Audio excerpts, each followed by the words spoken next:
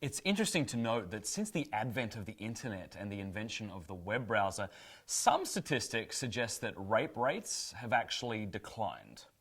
In fact, states in the US that adopted the internet more quickly have seen a greater and faster decline of rape than other states, or so they say. For many people, this makes a lot of sense. If you're the kind of guy who's inclined to want to rape a woman, perhaps sitting in home in front of your computer screen more or less gets it out of your system, making you less inclined to rape someone. But I'm skeptical that it's easy access to porn which has resulted in less rape. In other words, we shouldn't make the mistake of correlation with causation. That is, just because two things are correlated doesn't mean that one caused the other. The supposed decline in rape could be due to a number of factors, like greater measures being put in place to protect women or more education about rape. Second, and this is the big one, the claim that rape is actually on the decline as reported by the National Crime Victimization Survey might just be false. Many organisations have challenged these findings, saying they were based on poor data collection.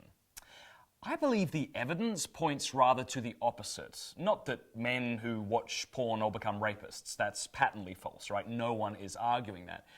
But that porn shapes how men see women. And when you have a whole culture of men who are fed on porn, you create a culture where women become sexual commodities, which is an ideal environment for sexual abuse to flourish. For instance, take the idea of rape myths.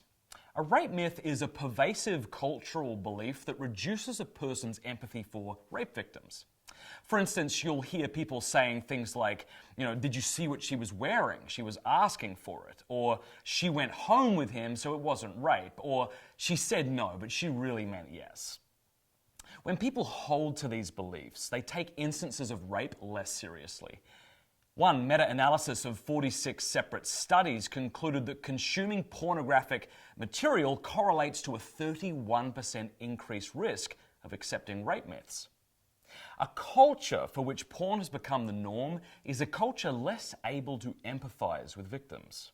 I mean, should men be congratulating themselves when they say, hey, I've never raped anybody, when at the same time they're turned on by films that objectify women and depict sexual acts that are degrading, dominating films, where women are paid to pretend like they're being objectified and even raped? I mean, is this really the standard we want for our men in society? He doesn't rape, he just likes watching it. If this is the standard of what it means to be a man, then I'm sorry, we have fallen woefully far from the way things should be.